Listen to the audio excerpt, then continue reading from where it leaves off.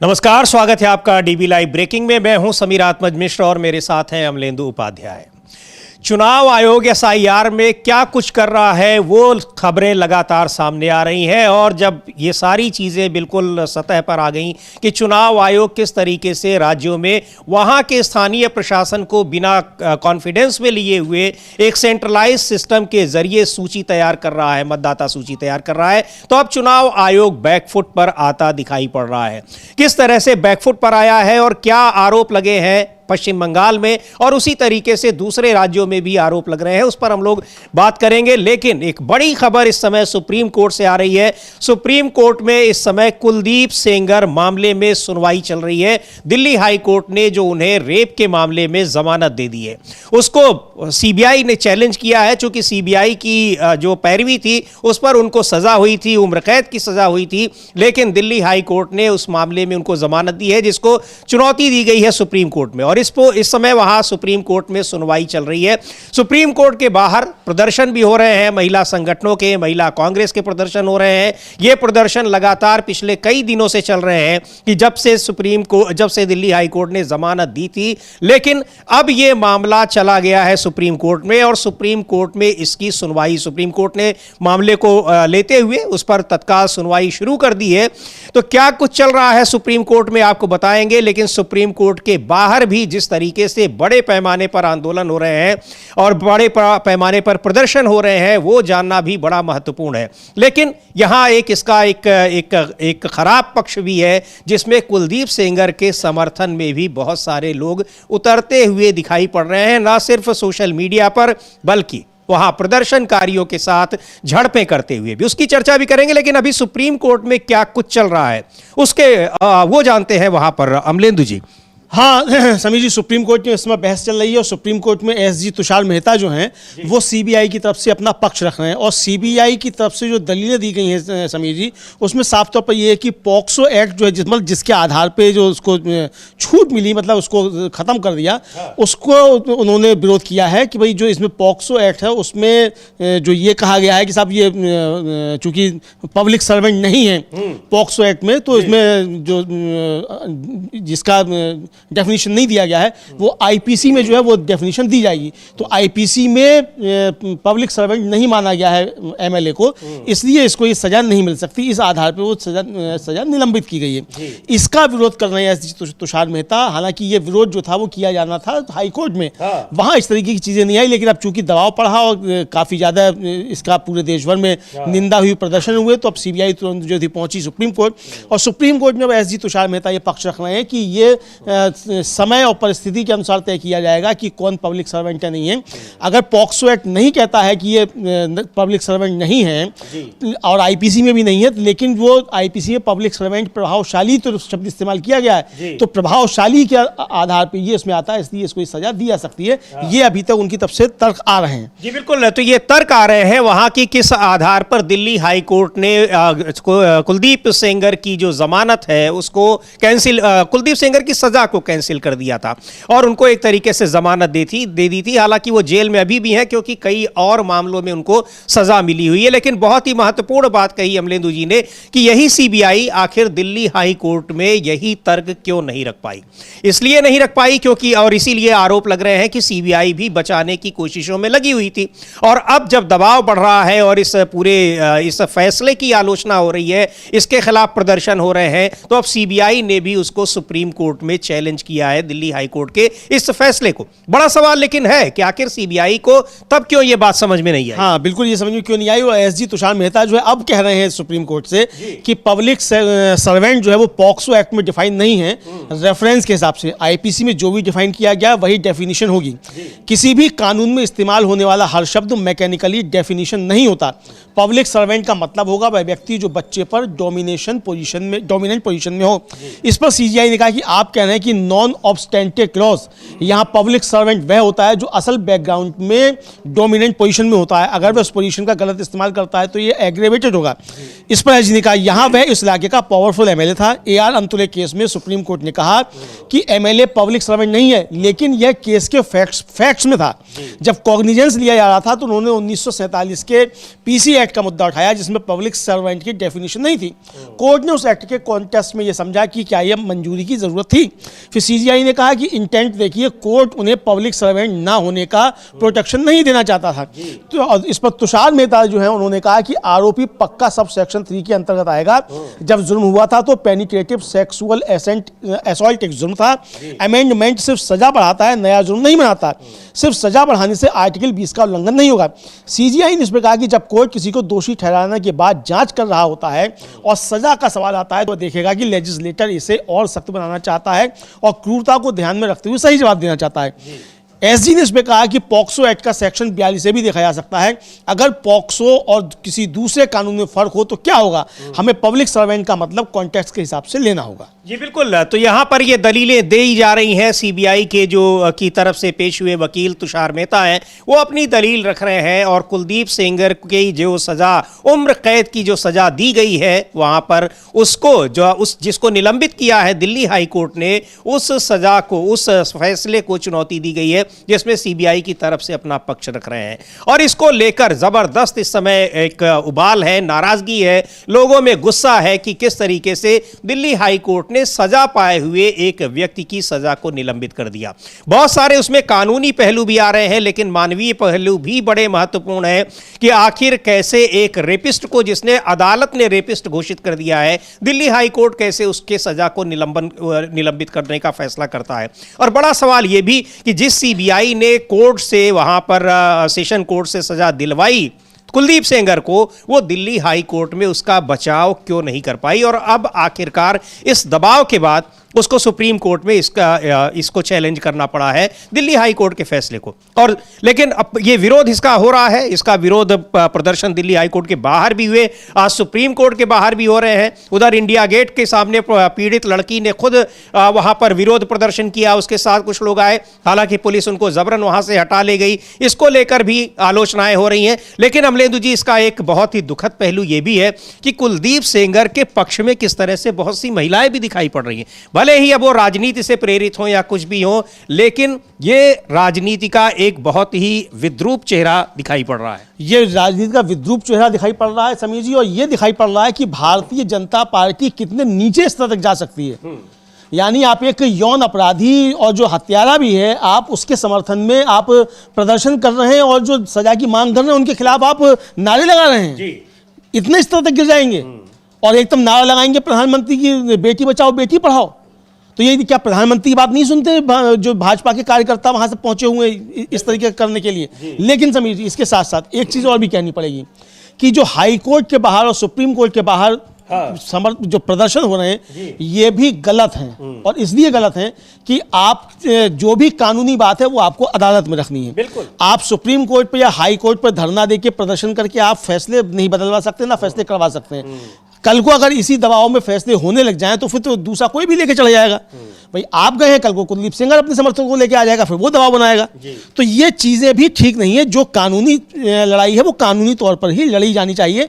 हाँ, आपको प्रदर्शन करना है, CBI के दफ्तर पे कीजिए, प्रधानमंत्री के कार्यालय पे जाके कीजिए, BJP के दफ्तर पे कीजिए कि वो क्यों बचा रहे हैं। लेकिन अगर आप सुप्रीम कोर्ट और हाई कोर्ट के बाहर जाकर अगर आप प्रदर्शन करेंगे तो फिर आप दूसरों को मौका दे रहे हैं और फिर जो रूल ऑफ लॉ है वो आप खुद ध्वस्त कर रहे हैं। और फिर आप एक तब बात कर रहे हैं कि रूल ऑफ लॉ के तहत जो उसको सजा हो, तो ये दोनों चीजें एक साथ नहीं चल सकती। इसलिए जो भी, और ये जो प्रदर्शन करने वाले हैं वो कोई साधारण लोग नहीं है।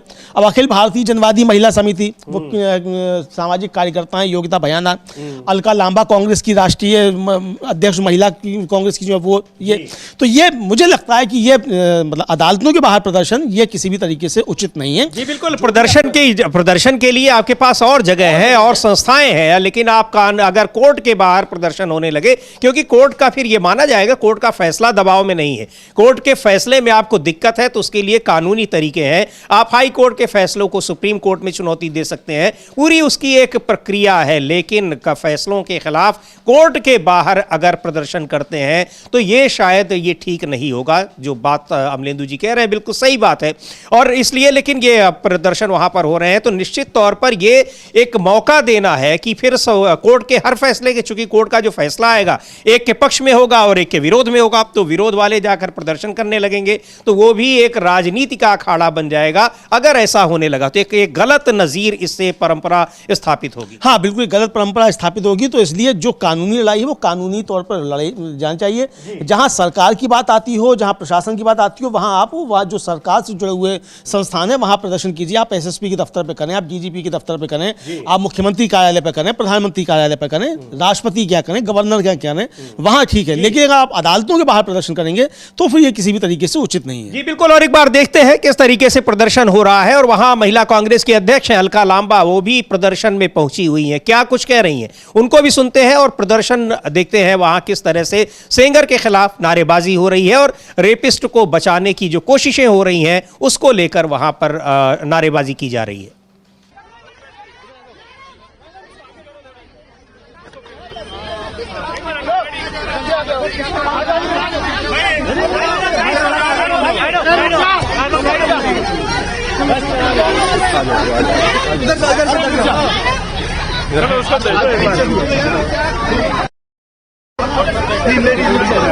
नहीं है, रुको रुको रुको रुको रुको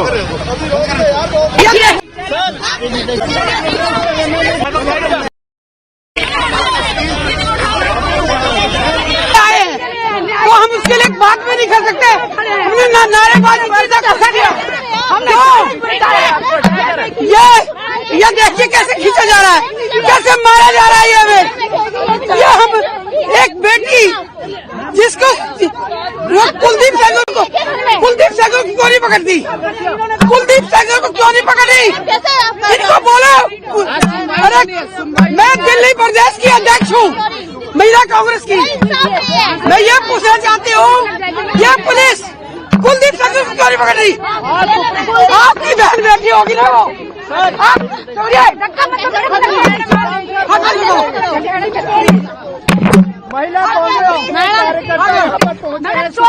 नहीं, मैं आई हूँ, मुझे गाड़ी से उतरने नहीं दिया जा रहा है। हाँ, और कह रहे हैं अरेस्ट कर रही, हमारी महिलाओं को अरेस्ट कर लिया गया है। वो सिर्फ के साथ खड़ी होने आई, उसकी हिम्मत बनने आई है। हाँ, आज उम्मीद लेकर आए हम सुप्रीम कोर्ट से, पर तानाशाही कि आपको खड़े नहीं होने दिया जाएगा, आपको बात नहीं करने दी जा रही है। हम सिर्फ हिम्मत बनने आए हैं पीड़िता को कि हिम्मत मत हारे। वो उसने अपना पिता खोया है, पुलिस हिरासत में पीट के मौत हत्या कर दी गई उस पीड़िता के पिता की। वेंटिलेटर पे रही है उन्नाव की ये पीड़िता बेचारी जो आज सुप्रीम कोर्ट की दहलीज पे खड़ी है। हाँ, न्याय मांगने आई है। मत करिए, मैं लोगों को कहूंगी बहुत अत्याचार हो रहा है, मत करो ऐसा, बेटियों को न्याय दो। आज अंकिता भंडारी की माँ फोन पे रोक कर कह रही है हमारी नजर है सुप्रीम कोर्ट में न्याय होगा तो अंकिता भंडारी को भी न्याय मिलेगा, हाथरस की बेटी को न्याय मिलेगा, दिल्ली कैंट की हमारी बेटी की जो दलित बेटी का बलात्कार करके हत्या की उसको न्याय मिलेगा। आज सबकी नजर सुप्रीम कोर्ट पे। पर पुलिस देखिए किस तरीके से तानाशाही करके हमारे, आप दिखाइए किस तरह से गाड़ी को लगातार हमारे जो घेरा गया है, पुलिस छावनी बना दी गई, हमारे गाड़ी के नंबर नोट किए जा रहे हैं। अब देखिए ये सुप्रीम कोर्ट के बाहर वकीलों की गाड़ियां लगती आई, आधिकारिक रूप से लगती है।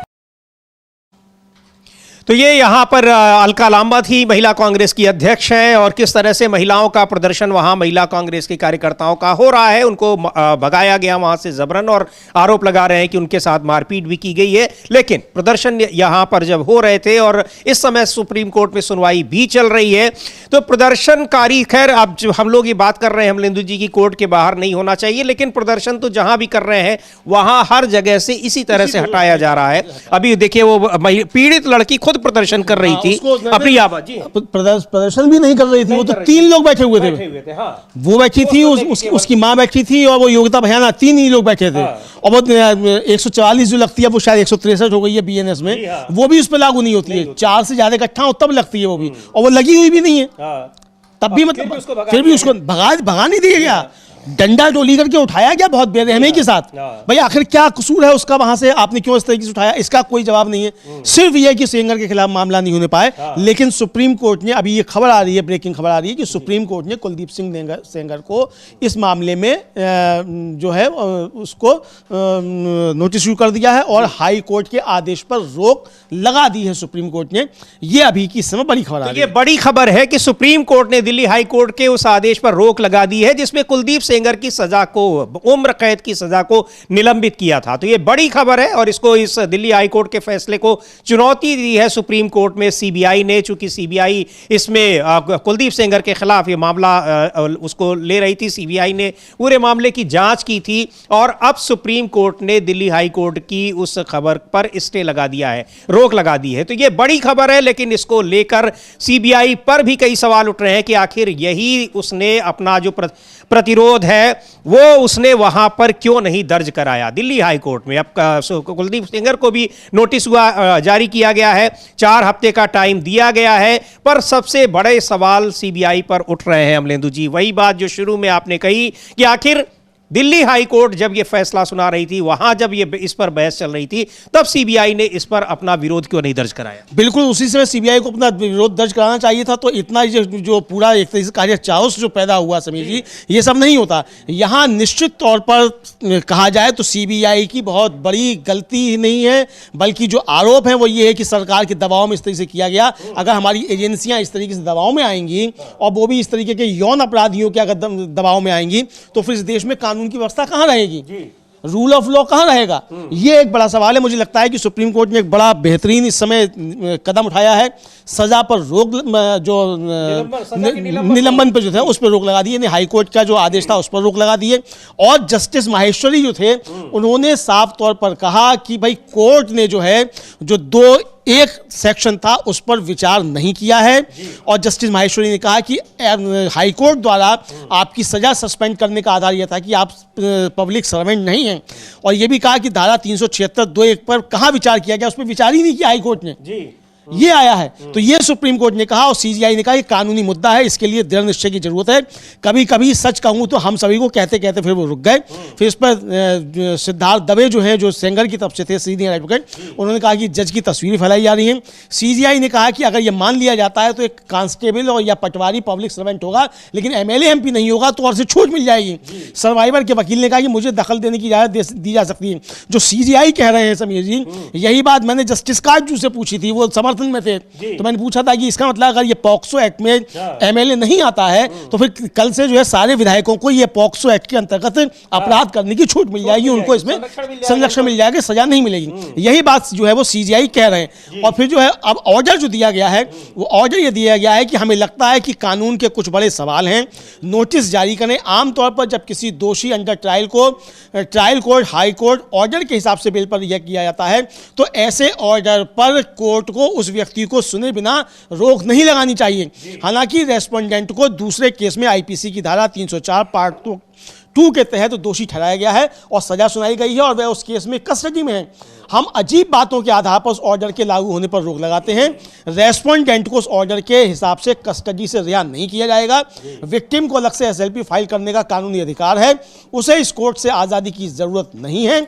अगर उसे फ्री लीगल एड चाहिए तो SC legal service committee free legal aid देगी, वह अपने वकील के जरिए भी इस पर अपनी अपील फाइल कर सकती है। जी बिल्कुल। तो ये बहुत बड़ी खबर है, बड़ा झटका है कुलदीप सेंगर के लिए भी, दिल्ली हाई कोर्ट को भी बड़ा झटका है और देखा जाए तो अमलेंदु जी सीबीआई को भी बड़ा झटका है। और राहत मिली है वहां पर किस तरीके से जो पीड़ित लड़की है, जिसके जो एक लगातार इसको लेकर सवाल उठा रही थी कि आखिर उसको कैसे न्याय मिलेगा, लेकिन एक बड़ी राहत मिली है सुप्रीम कोर्ट से। और दिल्ली हाई कोर्ट के उस फैसले को भी रोक लगा दी है सुप्रीम कोर्ट ने, जिसमें कुलदीप सेंगर को राहत दी गई थी। यानी उनकी उम्र कैद की सजा, जो रेप के मामले में उनको उम्र कैद की सजा मिली हुई थी, उसको निलंबित कर दिया था। निलंबित करने का मतलब था कि उनकी जमानत मिल जाती और वो बाहर आ जाते। और कहा यह जा रहा है कि ये जानबूझकर एक बड़ी साजिश के तहत कुलदीप सेंगर को जेल से बाहर निकालने की ये कोशिश थी और वो दिल्ली हाई कोर्ट के उस फैसले से कामयाब होती दिखाई पड़ रही थी। हाँ बिल्कुल, दिल्ली हाई कोर्ट के उस फैसले से कामयाब होती दिखाई पड़ रही थी। कहा यह जा रहा था चूंकि उत्तर प्रदेश में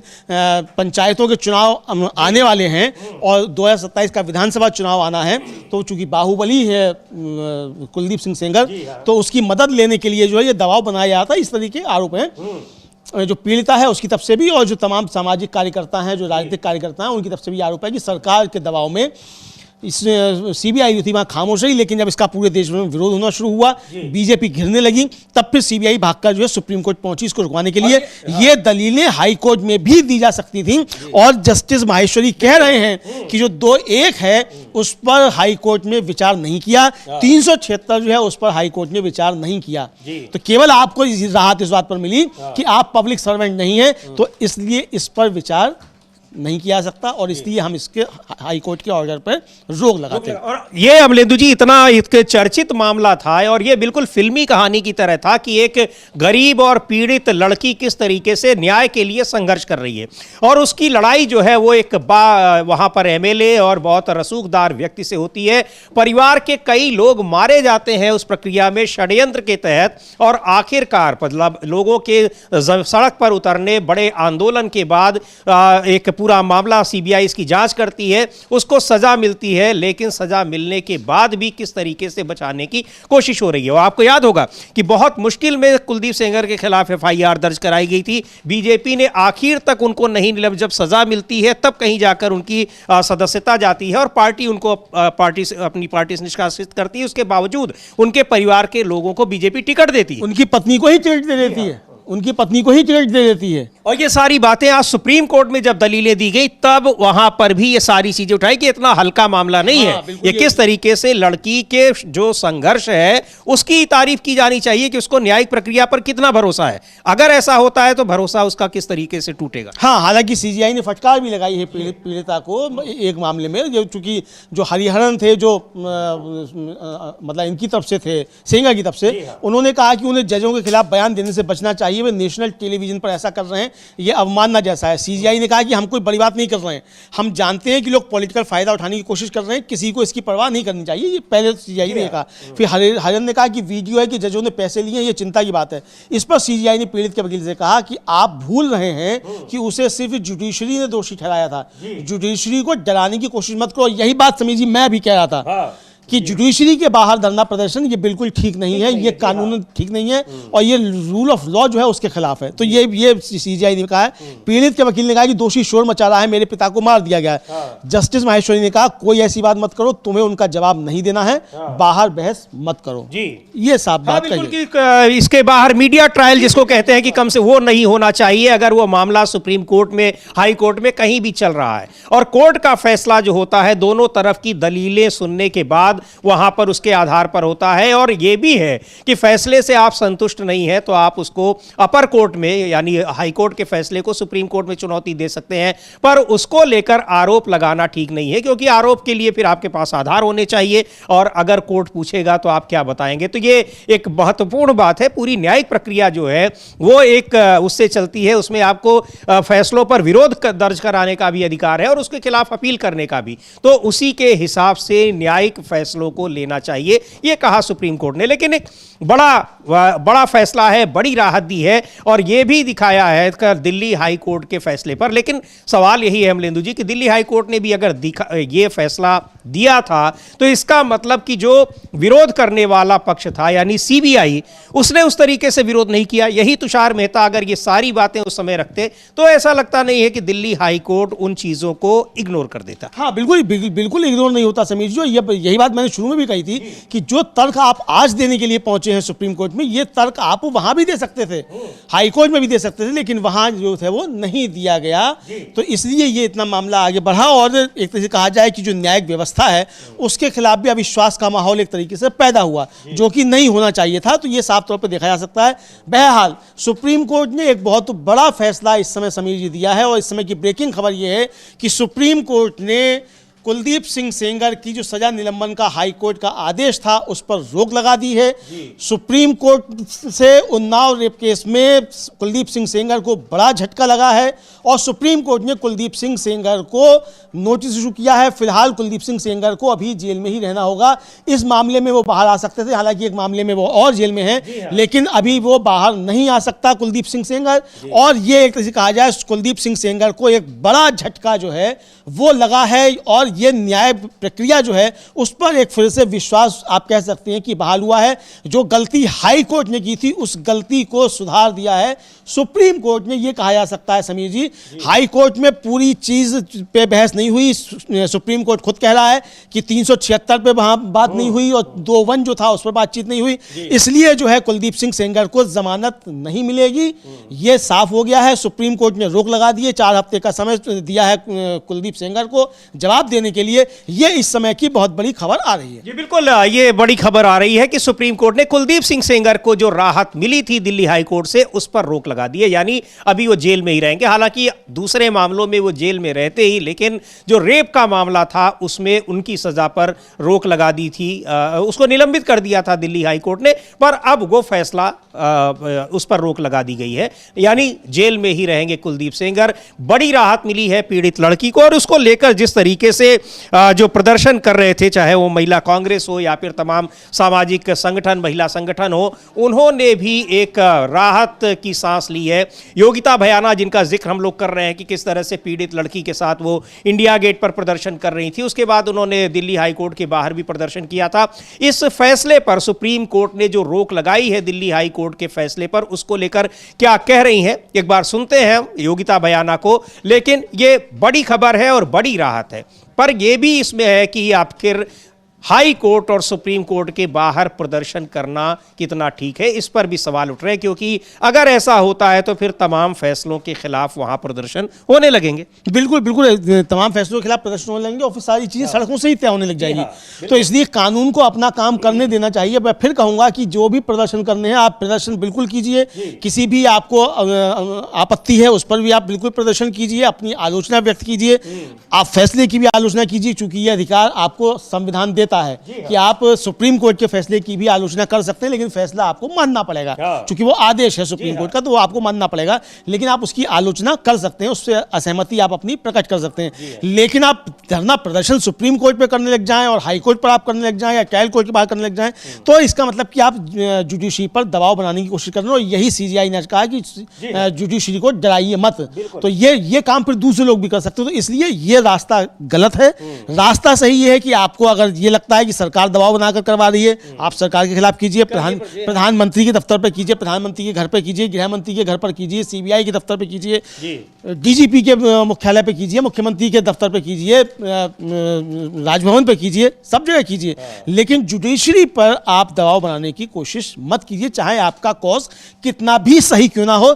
न्यायालय में जो बात होगी वो तर्कों के आधार पर कानून के हिसाब से होनी चाहिए। जी बिल्कुल, न्यायालय के में वहां आप कानूनी प्रक्रिया के तहत ही आप फैसलों को चुनौती दे सकते हैं, विरोध दर्ज करा सकते हैं।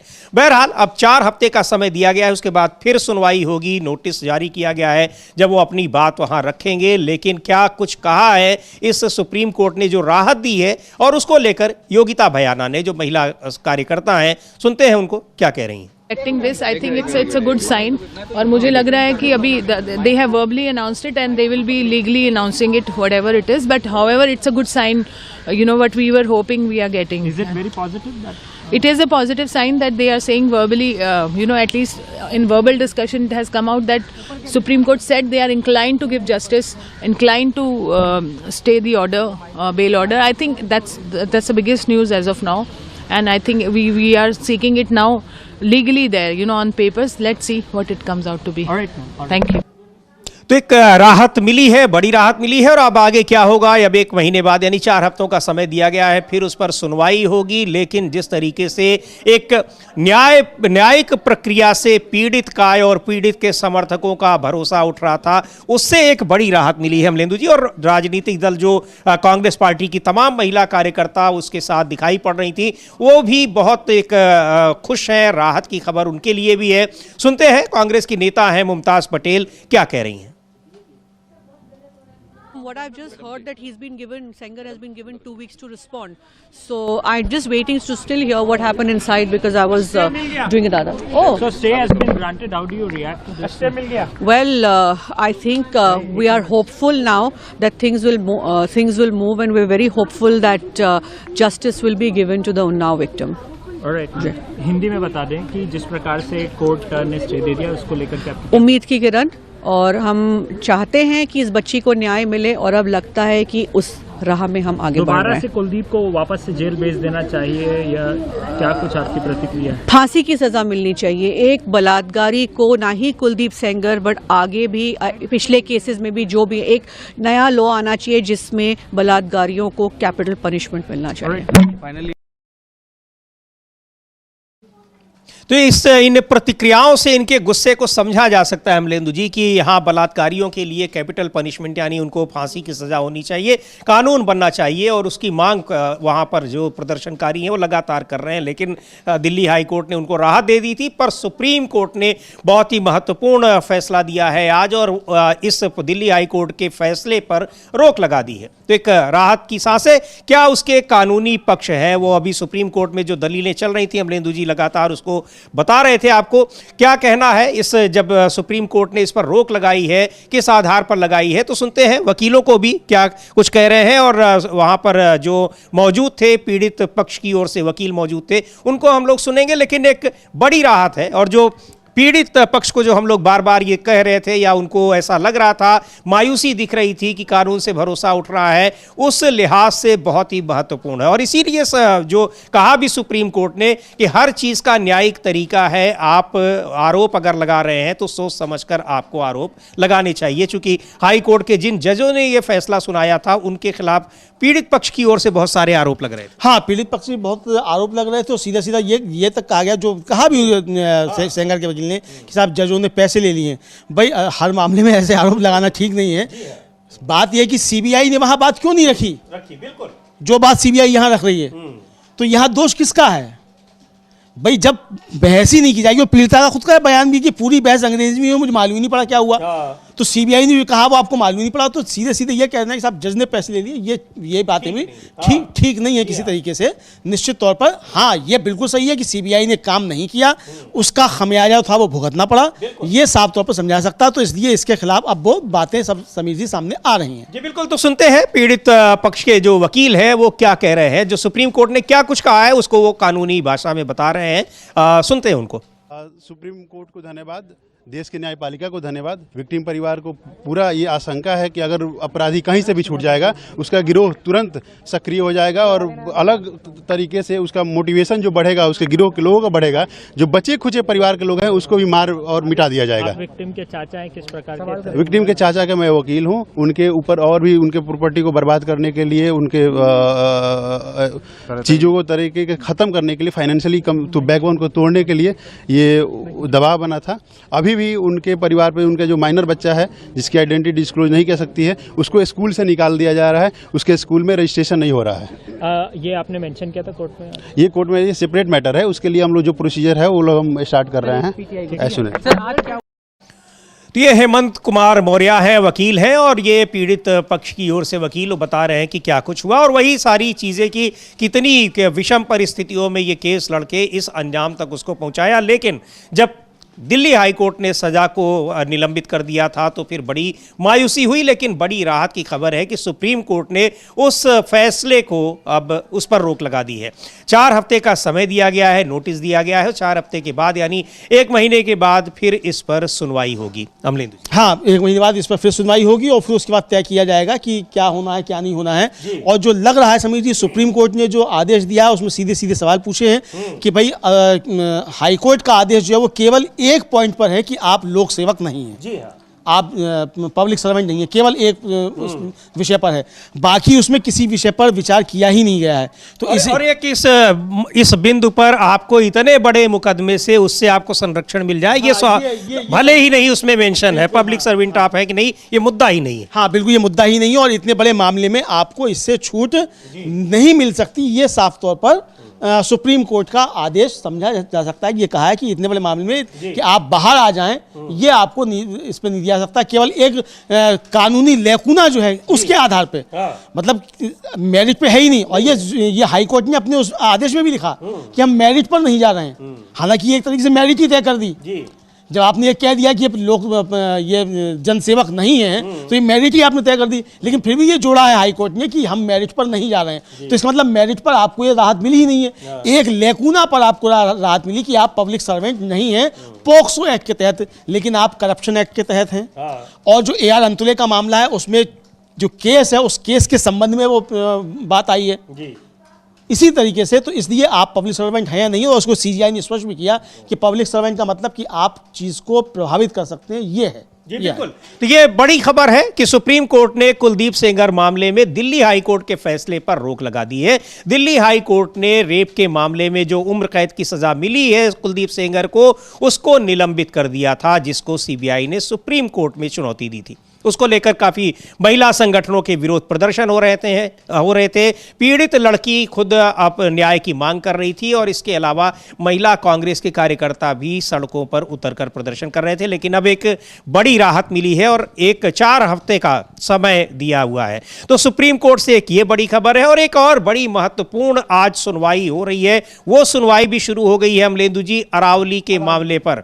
अरावली पहाड़ियों को जिस तरह से खनन के लिए पूरा खुला छोड़ने की कोशिश हो रही थी सरकार की, तो उसमें जो तो उसकी अरावली की जो परिभाषा है कि अरावली किसको माना जाएगा, 100 मीटर की रेंज के ऊपर को पहाड़ का हिस्सा माना जाएगा, उसको लेकर सुप्रीम कोर्ट में स्वतः संज्ञान लिया सुप्रीम कोर्ट ने और उस पर सुनवाई इस समय चल रही है। क्या कुछ होता है उस पर भी अब आपको बताएंगे, क्या वहां पर इसके पक्ष में और विरोध में दलीलें दी जा रही हैं। लेकिन लौटते हैं उस खबर पर भी जो बहुत ही महत्वपूर्ण खबर है, एसआईआर को लेकर। चुनाव आयोग एसआईआर के नाम पर क्या कुछ कर रहा है। पश्चिम बंगाल में वहां के सिविल सर्विसेज जो अधिकारी हैं, सिविल सर्वेंट्स हैं, उनका एसोसिएशन है, उसने बहुत गंभीर आरोप लगाए हैं और कहा है कि यहां मतदाता सूची से जो नाम हटाए जाने की जो प्रक्रिया होती है ईआरओ तय करता है, यानी इलेक्टर रजिस्ट्रेशन ऑफिसर, वो इस पूरी प्रक्रिया से बाहर रखा गया है। पहले से ही सूची दे दी जाती है कि किसके नाम हटाने हैं और ईआरओ की कोई भूमिका ही उसमें नहीं है। उसको लेकर और भी कई नए खुलासे हो रहे हैं। अब चुनाव आयोग उस पर बैकफुट पर आया है, उसने कुछ सफाई दी है, लेकिन यह साफ पता लग रहा है कि एसआईआर के नाम पर चुनाव आयोग क्या कर रहा है। विपक्ष के जो आरोप हैं वो कई इसी तरह के कई मामलों में बिल्कुल पुख्ता साबित होते दिखाई पड़ रहे हैं। हाँ बिल्कुल, ये पुख्ता साबित होते दिखाई पड़ रहे हैं समीर जी। और सबसे बड़ी बात यह है कि कल हम लोगों ने चर्चा की थी समीर जी, और कल हम लोगों ने बताया था कि किस तरीके से द रिपोर्टर्स कलेक्टिव है, उसकी रिपोर्ट आई है कि चुनाव आयोग ने जो उसका अपना सॉफ्टवेयर था, जिसको उसने सुप्रीम कोर्ट में कहा था कि उसमें खामियां हैं और उसका इस्तेमाल हम 2023 से नहीं कर रहे हैं, डी डुप्लीकेशन सॉफ्टवेयर जो डुप्लीकेट नामों को अपने आप काट देता था, और उसके बाद चुपचाप 8 दिन बाद वो एसआईआर में सॉफ्टवेयर लागू कर दिया गया। अब इसका सबसे बड़ा नुकसान जो है वो पश्चिम बंगाल में देखने को मिला, और पश्चिम बंगाल में जो था वहाँ कल तृणमूल कांग्रेस ने अपनी आपत्ति भी दर्ज कराई इसको लेकर कि आप डी डुप्लीकेशन सॉफ्टवेयर के जरिए आपने वैध मतदाताओं के नाम काट दिए हैं और आप नोटिस इशू कर रहे हैं। और हम लोगों ने जब इसको ब्रेकिंग किया उसके बाद, और टीएमसी का जब वह हुआ तो उसके बाद फिर चुनाव आयोग हरकत में आया। और कल हालांकि रविवार था समीर जी, उसके बाद जो है वो रविवार को ही फैसला लिया गया, और ये फैसला ये लिया गया, मतलब ये खबर का असर जो है, जो लोग कहते हैं ना कि जब खबर पे क्या होता है, खबर का कोई असर नहीं होता है, खबर का यही असर होता है, खबर का यही असर होता है। इसीलिए हम लोग चर्चा करते हैं तमाम खबरों को। खबर का असर ये होता है कि अब वापस लेना पड़ा है अपना फैसला चुनाव आयोग को कि डी डुप्लीकेशन सॉफ्टवेयर के तहत जिनके नाम काट दिए गए थे और उसमें जिन लोगों को नोटिस इशू किए गए थे, खासतौर से उन लोगों को जिनका 2003 की सूची से मैप नहीं हो रहा था, जिसको अनफाउंड घोषित कर दिया था, उनमें जिन लोगों को नोटिस इशू हो चुके हैं उनकी तो सुनवाई जारी रहेगी, बाकी नया कोई नोटिस इशू नहीं होगा और सुनवाई पर रोक लगेगी। ये आदेश सुप्रीम कोर्ट ने दिया है, ये सामने निकलकर आया है समीर जी, और ये इंडियन एक्सप्रेस ने इसको प्रकाशित किया है बहुत बड़े उसमें। और उसमें और ये एक्चुअली जो मामला है अमलेंदु जी, अगर इसको आसान भाषा में देखें तो ये काम जो यानी जो किसी का नाम हटाना है, कोई अर्ह नहीं है, एलिजिबल नहीं है अगर मतदाता सूची में नाम दर्ज होने के लिए, उसको हटाने का नोटिस ईआरओ की तरफ से दिया जाता है, और वो पहले ऐसे ही नहीं हटा देता है, पहले नोटिस देता है, फिर जवाब आता है, तब कहीं जाकर उसका नाम डिलीट करते हैं। लेकिन ईआरओ का कहना है, वहां के एक ईआरओ का नहीं, पूरे प्रदेश में, कि ईआरओ को पता ही नहीं है कि किसके नाम उसको हटाने हैं, पहले से ही सूची तैयार है, यानी चुनाव आयोग दिल्ली से ही भेज दे रहा है, पहले ही भेज दे रहा है और डिजिटली साइन होकर चले जा रहे हैं और मालूम ही नहीं है। मतलब ये तो एक तरह से और बड़ा फ्रॉड हो गया कि आप जिस अधिकारी के नाम से दस्तखत करके भेज रहे हैं उसे पता ही नहीं है, कल को आप किसी अधिकारी के नाम से फांसी का परवाना भी जारी कर देंगे। भाई आप कुछ भी कर सकते हैं। अगर उस अधिकारी को मालूम ही नहीं है कि उसके डिजिटल साइन होकर चला गया और उसने लॉगिन किया और मालूम पड़ा कि नोटिस इशू हो गया, और जिसका नाम कटा है वो आके यारों को पकड़ेगा कि तुमने मेरा नाम कटवा दिया, नाम कटवा दिया है। और जो लोक प्रतिनिधित्व अधिनियम है 1960 उसकी धारा 21 जो है वो साफ तौर पे कहती है कि ईआरओ ही नाम काट सकता है, जोड़ सकता है, उसके लिए भी उसको एक प्रक्रिया अपनानी पड़ेगी। चुनाव आयोग नहीं काट सकता। लाल बाबू हुसैन मामला जो है उसमें भी यही है कि चुनाव आयोग नहीं काट सकता, और किसी को अगर नाम काटना है तो उसकी एक प्रक्रिया है और आपको आपत्ति दर्ज करनी पड़ेगी, उस पर सुनवाई होगी। यहां तो आपके डीडुप्लीकेशन सॉफ्टवेयर है, उसने पकड़ा और आपने काट दिया, और ये तब हुआ जब आप सुप्रीम कोर्ट में कह चुके थे कि आपका सॉफ्टवेयर खराब है, वो गलत काम कर रहा है, और फिर आपने चुपचाप लागू कर दिया, और लागू ही नहीं किया, आप रोज उसके नियम बदल रहे थे। ये भी है। तो ये इस पर अब वहां रोक लगी है, तो ये बैक फुट पर बुरी तरीके से चुनाव आयोग आया है। अब एसआईआर पर सुप्रीम कोर्ट में जब आखिरी सुनवाई होगी तब देखते हैं कि वहां क्या क्या मसले उठते हैं। ये सारे मसले भी मुझे लगते हैं कि ये जाएंगे कि किस तरीके से ये नोटिस इशू किए गए। पश्चिम बंगाल के अधिकारियों ने तो बाकायदा चुनाव आयोग को पत्र भी लिखा है, वो पत्र भी जो है लगता है सुप्रीम कोर्ट में रखा जा सकता है कि ये इन्होंने किस तरीके से किया। सबसे बड़ी बात यह है वहां के मुख्य निर्वाचन अधिकारी जो है उनको अब वाइट श्रेणी की सुरक्षा दे दी गई है। भाई उनको क्या जरूरत? हाँ, उनको क्या जरूरत है, क्यों डर है? अच्छा, अब बताया यह गया समीर जी कि पहले जो था ये आदेश आया कि माइक्रो ऑब्जर्वर लगेंगे पश्चिम बंगाल में। क्यों लगेंगे माइक्रो ऑब्जर्वर? कि बीएलओ ने एंट्री जो की है उसकी जांच करेंगे। तो भाई जब जांच करने का अधिकार बीएलओ को आपने दिया है तो बीएलओ की जांच ऊपर से क्यों होगी? या फिर आप कहिए कि आपको बीएलओ पर भरोसा नहीं है। तो यानी जो प्रक्रिया है, आप सब हर तरीके से कानून का मजाक उड़ा रहा है चुनाव आयोग, ये समझ में आ रहा है। जी बिल्कुल, ये समझ में आ रहा है, और उस पर आगे भी बात करेंगे कि क्या कुछ हुआ है। लेकिन जो बड़ी खबर इस समय सुप्रीम कोर्ट ने रोक उस पर लगा दी है, अगली सुनवाई 21 जनवरी को होगी। लेकिन इसका जो सबसे बड़ा मुद्दा था अमलेंदु जी, यही था कि इसको खनन के लिए बड़े औद्योगिक घरानों को दिया जा रहा है। सरकार जानबूझकर कर रही है, और उसको पर्यावरण की बिल्कुल चिंता नहीं है कि अरावली के खत्म होने से किस तरीके से जो गर्म हवाएं हैं वो दिल्ली तक ही नहीं बल्कि पूरे उत्तर भारत की ओर, ये पूरब की ओर पहुंचेंगी, उत्तर भारत की तरफ आएंगी समीर जी, और पाकिस्तान की गर्म हवाएं आएंगी। जी हाँ। और जो रेगिस्तान अभी राजस्थान तक था वो रेगिस्तान आ जाएगा पूरा उत्तर भारत में। यहाँ तो सब बन जाएगा अगर ये पहाड़ियाँ अरावली की नहीं होंगी। और फिर जो बाद में जारी किया था अपना संशोधित आदेश सरकार ने, उसमें ये नहीं कहा था कि उसने कि 100 मीटर की जो उसकी डेफिनेशन है उसको वो अस्वीकार कर रही है। ये कहा था कि आगे हम कोई जो है वो नहीं करेंगे और आगे खनन के पट्टे नहीं दिए जाएंगे, और जो मतलब परिभाषा उसके अंदर, यानी ये फिर उसमें मतलब एक तरह से कहा जाए, supreme court chief justice CJI ने कहा है कि आप खनन को के बारे में स्पष्ट रूप से बताएं क्या आप चाह रहे हैं, क्या कर रहे हैं। हाँ, क्या कर रहे हैं, और ये आपका जो इसका जो परिभाषा है वो परिभाषा में बताइए फिर से खनन के बारे में और पहाड़ियों की ऊंचाई के बारे में, और इसका क्या जियोलॉजिकल असर पड़ेगा, ये भी कहा CJI ने कि क्या इसका जियोलॉजिकल असर पड़ेगा। तो ये एक बड़ा सेटबैक जो है ये सरकार के लिए समझा जा सकता है, और उस सरकार के लिए जो प्रधानमंत्री बात करते हैं कि पर्यावरण के मामले में भारत जो है बहुत सचेत है और पूरी दुनिया को जाकर बताते हैं कि हम पर्यावरण पर बड़ा काम कर रहे हैं। तो ये एक बड़ी तरीके से देखा जाए सुप्रीम कोर्ट की तरफ से एक बड़ा सेटबैक सरकार को लगा है कि उसकी जो 100 मीटर की डेफिनेशन थी अरावली पहाड़ियों की, उसके खिलाफ जो है ये सुप्रीम कोर्ट का आदेश आया है। अपने ही आदेश पर उसने रोक लगाई है, और 21 जनवरी को इस पर अब सुनवाई होगी। जी बिल्कुल, और सभी पक्षों को नोटिस दिया है, सबकी बातें सुनी जाएगी। अब 21 जनवरी को अगली सुनवाई होगी। लेकिन सरकार के लिए एक बड़ा धक्का है। सरकार उसका जो सारी चीजें खुलकर सामने आ गई थी कि कैसे वहां खनन करने की कोशिशें की जा रही हैं, बड़े औद्योगिक घरानों को ये पूरी अरावली श्रृंखला सौंपी जा रही है, और उसके लिए तमाम नियम कानून बदल दिए जा रहे हैं। यहां तक कि पर्यावरण को कितना बड़ा नुकसान होगा इसको भी ध्यान में नहीं रखा जा रहा है। तो अभी एक सुप्रीम कोर्ट से ये 2 बड़ी खबरें हैं, लेकिन बड़ी महत्वपूर्ण खबरें हैं, और ऐसी ही खबरों से फिर लोगों को लगता है कि न्यायिक प्रक्रिया पर किस तरह से उनको भरोसा रखना चाहिए, और भरोसा बना भी रहता है। बहुत सारी चीजें हैं। अब यही न्यायिक प्रक्रिया पर फिर सवाल उठेंगे अमलेंदु जी, SIR को लेकर जब अगली सुनवाई होगी वहां क्या कुछ होता है। ये जो तमाम पहलू नजर आ रहे हैं, बार बार दिखाई पड़ रहे हैं कि चुनाव आयोग क्या कर रहा है वो बिल्कुल किसी से छिपा नहीं है। बार बार उसकी चोरी एक तरीके से कहा जाए, जो विपक्ष कह रहा है कि पकड़ी जा रही है, लेकिन और पकड़ने के बाद वो उसमें बैकफुट पर आ भी रहा है, पर एसआईआर के मामले में वो लगातार आगे बढ़ता जा रहा है। अब सवाल यह है कि एसआईआर कराने का भी उसको अधिकार है या नहीं, इस पर सुनवाई हो रही है, लेकिन एसआईआर पर वो कितना आगे बढ़ता जा रहा है। बिहार में तो करा भी लिया और चुनाव भी करा लिए। हाँ, बिहार में तो करा भी लिया और यहाँ भी तैयारी है कि यहाँ भी इसी आदत पश्चिम बंगाल में और असम में सब में करा लिया जो। हाँ, असम में नहीं, असम में ऐसा कराया है, एसआईआर नहीं ऐसा करा रहा है, लेकिन तैयारी है कि यहाँ और तमिलनाडु और केरल यहाँ भी है चुनाव, तो यहाँ जो इसके जरिए खेल किया जा सके, लेकिन वो खेल हो पाएगा नहीं हो पाएगा ये सवाल है। तो बहुत चीज़ें जो हैं वो अभी काफ़ी कुछ निर्भर करती हैं और अब देखना है कि सुप्रीम कोर्ट में एसआईआर पर जब बहस होगी तब उस पर क्या निर्णय आता है।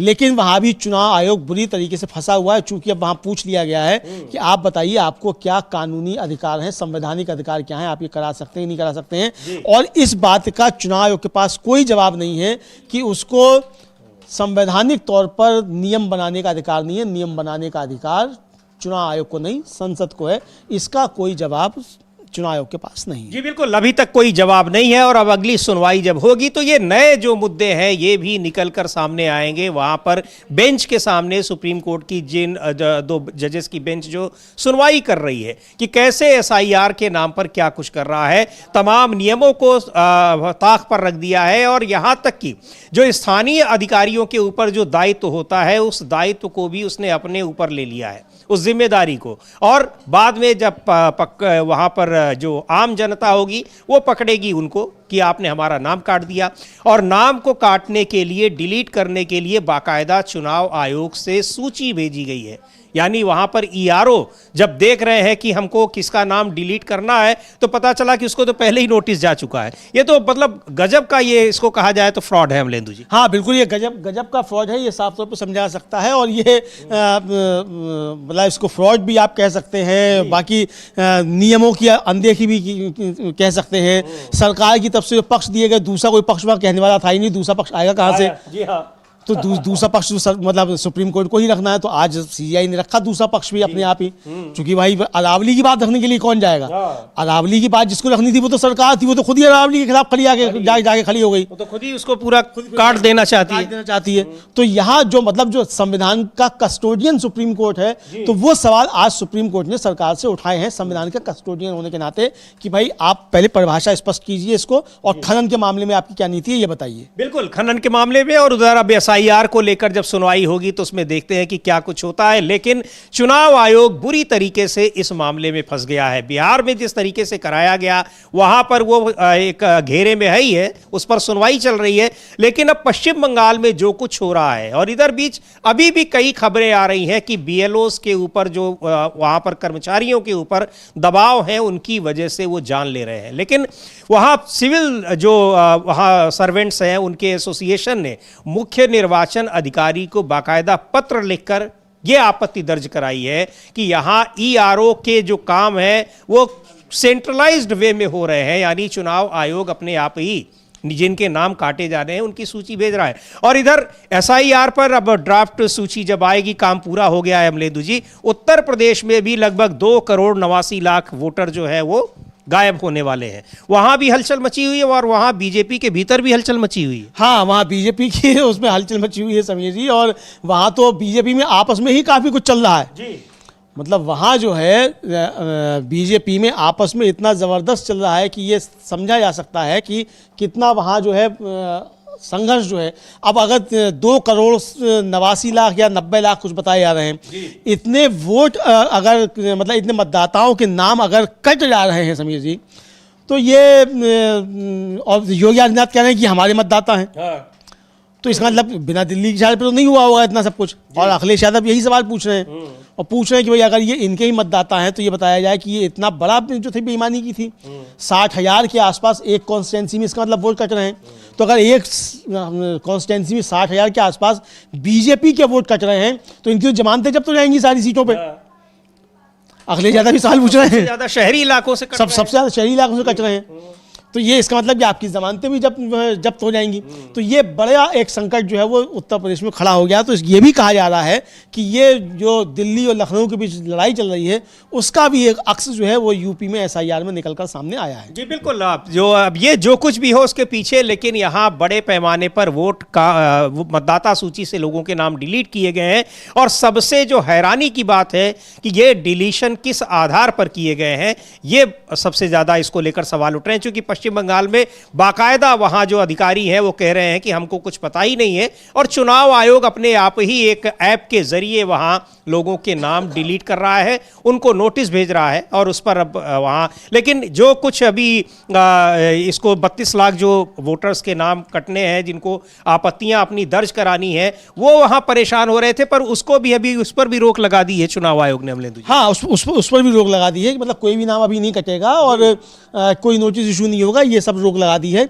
और उसका दोबारा से रिवीजन होगा, ये कहने में आ रहा है। चूंकि वो खुद ही चुनाव आयोग कह रहा है कि जो डुप्लीकेशन सॉफ्टवेयर है उसमें गड़बड़ियां हैं, उसकी वजह से वैध मतदाताओं के भी नाम कट गए। ये इंडियन एक्सप्रेस की खबर जो बता रही है कि वो खुद ही चुनाव आयोग इस बात को कह रहा है। जी बिल्कुल। तो बहरहाल अब ये इस पर रोक लगी है। तो ये खबर का असर जो है समीर जी, ये यही होता है कि चुनाव आयोग को बैकफुट पर आना पड़ा है और अपना ही जो है प्रक्रिया जो है उसमें सुनवाई जो है उस पर रोक लगानी पड़ी है। नए नोटिस इशू नहीं होंगे, ये भी कहना पड़ा है। तो ये एक बड़ा दबाव चुनाव आयोग के ऊपर है। अब एक चीज और अमलेंदु जी, अभी ये बड़ा दिलचस्प होगा देखना कि इन सारे जो कुछ ये हो रहा है इस पर क्या सफाई देगा सुप्रीम कोर्ट में। वैसे तो चुनाव आयोग किसी की बात की कोई जवाब देता नहीं है, लेकिन सुप्रीम कोर्ट में तो उसको बताना ही पड़ेगा कि वो क्या सफाई देगा। वो सफाई, वो दलील उसका सुनना जो है बड़ा महत्वपूर्ण होगा। हाँ बिल्कुल, ये सुनना काफी ज्यादा महत्वपूर्ण। सॉफ्टवेयर खराब हो गया कि हम जानबूझ के कर रहे हैं। बिल्कुल बिल्कुल बिल्कुल कि सॉफ्टवेयर खराब हो गया कि हम क्या कर रहे हैं, ये सब बताना पड़ेगा। और सुप्रीम कोर्ट में ये सवाल उठेगा कि आपने जब यहाँ कहा था सुप्रीम कोर्ट, देखिए समीर जी, सुप्रीम कोर्ट में खड़े होकर आपने जो कहा वो आपका ऑन रिकॉर्ड है। जी हाँ। और आपने सुप्रीम कोर्ट को, यानी आपने बहस के दौरान ये कहा कि हम उसका इस्तेमाल नहीं कर रहे हैं। इसका मतलब आपने सुप्रीम कोर्ट को आश्वासन दिया कि आप इसका इस्तेमाल नहीं कर रहे हैं, और आपने वही सुप्रीम कोर्ट में कहने के बाद आपने वो काम किया। जी हाँ। तो आपने सुप्रीम कोर्ट की अवमानना की, आपने वहां झूठ बोला, शपथ पत्र आपने वहां गलत दिया, एक तरीके से कहा जाए। आपने सुप्रीम कोर्ट में झूठ बोला, असत्य बोला। दूसरों से एफिडेविट मांग रहे हैं, खुद जो है झूठा एफिडेविट दे रहे हैं। खुद झूठा एफिडेविट दे रहे हैं। तो इस पर तो ज्ञानेश कुमार जी को बुला के जो है कान खिंचाई भी हो सकती है, सुप्रीम कोर्ट कर सकता है कि आपका वकील जब यहाँ कह रहा है, ऑन रिकॉर्ड है कि हम इसका इस्तेमाल नहीं कर रहे हैं और आप वहां इस्तेमाल कर रहे हैं, तो ये इस पे हो सकता है। तो लेकिन बैकफुट पर चुनाव आया है, ये स्वास्थ्य पर समझ। और इधर अमलेंदु जी, बहुत जबरदस्त राजनीतिक हलचल महाराष्ट्र में भी चल रही, उत्तर प्रदेश में चली रही, हम लोग उसकी चर्चा भी कर रहे हैं। महाराष्ट्र में इस समय बहुत कुछ चल रहा है, और वहां जो सरकार में है महायुति गठबंधन यानी NDA गठबंधन, वो उसके सामने भी बड़ा संकट दिखाई पड़ रहा है। चूंकि गठबंधन के सहयोगी वो छिटक कर जा रहे हैं इंडिया गठबंधन के जो पार्टियां हैं उनके साथ। हाँ बिल्कुल, उनके साथ जाना। एक तो जो अजीत पवार हैं उनका बीजेपी के साथ समझौता नहीं हो पाया। जी हाँ। और कल अजीत पवार जो थे वो पहुंचे समीर जी पुणे में, पिंपरी चिंचवाड़ है, काफी महत्वपूर्ण है वहाँ। और वहाँ उन्होंने जो कहा है, उन्होंने ये कहा कि पिंपरी चिंचवाड़ नगर निगम चुनाव के लिए घड़ी, यानी जो एनसीपी का चुनाव चिन्ह है अजीत पवार का, और तुतारी एनसीपी शरद पवार का चिन्ह है, एक साथ आए हैं। परिवार फिर से एकजुट हो गया है। अब इस गठबंधन का सीधा मुकाबला भाजपा के नेतृत्व वाले गठबंधन से है। भाजपा ने कई नगर निगमों में एनसीपी को दरकिनार कर दिया है। बीएमसी में भी भाजपा ने एनसीपी को अपने गठबंधन से बाहर कर दिया है। ये अजीत पवार ने खुलकर कहा है। तो एक तरीके से कहा जाए समीर जी कि महायुति महाराष्ट्र में टूट गया है। इसकी घोषणा अजीत पवार ने कल पुणे में पिंपरी चिंचवाड़ में जनसभा में कर दी है।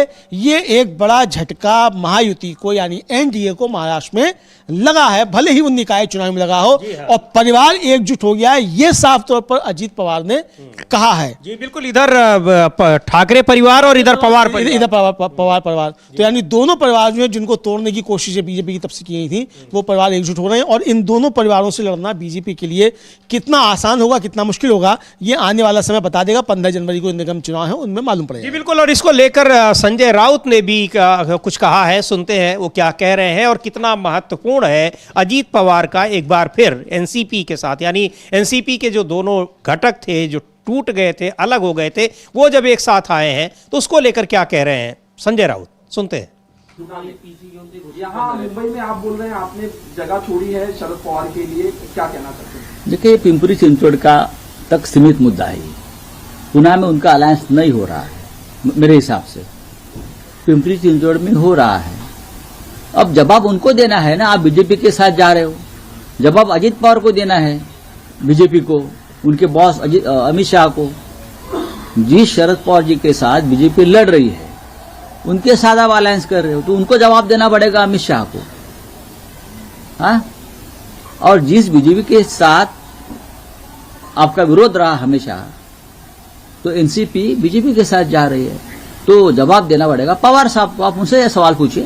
सर, कल आपने कहा 3 बजे तक, तो ये अभी इतना आसान भी नहीं है क्योंकि उनके साथ है और इंडिया गठबंधन में आ जाएंगे, तो वही कह रहे हैं कि अभी एक सीट के लिए ये उनका समझौता है और क्या आगे होगा ये उनको जवाब देना होगा। लेकिन महाराष्ट्र की राजनीति में चल बहुत कुछ रहा है अमलेंदु जी, चाहे शिवसेना का जो शिंदे गुट है उनके साथ बीजेपी के रिश्ते हो या फिर अजीत पवार के साथ। हाँ बिल्कुल, दोनों के साथ कुछ ना कुछ चल रहा है और काफ़ी ज़्यादा चल रहा है। हालांकि एक और कार्यक्रम में अजानी थे, उस कार्यक्रम में भी बताया जाता है कि दोनों चचा भतीजे साथ साथ थे। जी हाँ। तो ये भी है, तो और इधर ये भी है। तो क्या अजानी दोनों चचा भतीजे को एक करवा रहे हैं? अब पता नहीं करवा रहे हैं नहीं करवा रहे हैं, हमें नहीं मालूम। इसीलिए संजय राउत कह रहे हैं कि अभी एक के लिए आगे देखा जाएगा, तो ये आगे के लिए हो सकता है। लेकिन जो कल कहा अजीत पवार ने कि भाजपा ने एनसीपी को दरकिनार कर दिया है, बीएमसी में भी दरकिनार कर दिया है, परिवार एकजुट हो गया है, इसका मतलब कुछ ना कुछ तो समीर जी जो है आगे चल रहा है। और ये चीज़ें लगता यही है कि एनडीए वहाँ टूट की कगार पर है जी। और बहरहाल निगम मतलब जो निकाय चुनाव है उनमें तो टूट ही गया है, ये तो साफ है एक तरीके से। बिल्कुल, अब ये निकाय चुनाव में टूट गया है, महायुति गठबंधन ये स्पष्ट है और ये आगे बना रहेगा नहीं रहेगा।